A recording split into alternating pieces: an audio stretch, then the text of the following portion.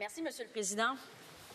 L'énoncé économique mentionne plusieurs problèmes, comme le fait mention mon collègue député de Joliette.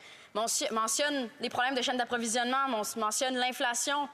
Il mentionne également une possible récession qui s'en vient. Malheureusement, ce qu'on a constaté rapidement, c'est qu'il manque de mesures concrètes. Le Bloc québécois, lui, contrairement au Parti conservateur, avait proposé plusieurs mesures progressistes pour pouvoir aider les Québécois et les Canadiens dans les prochaines années qui s'en viennent, qui vont probablement être rudes. On dirait vraiment que le gouvernement libéral fonctionne en silo.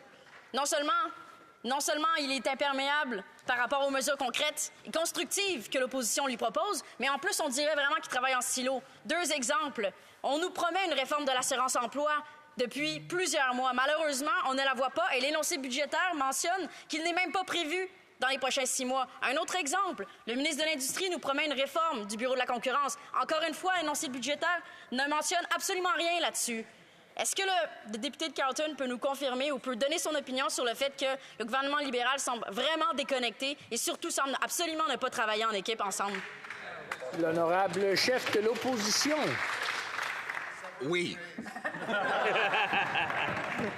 Oui, le gouvernement est déconnecté, mais on ne devrait pas être surpris. On a un premier ministre qui dépense 6 000 pour une nuit, chaque nuit, à Londres, l'argent des contribuables.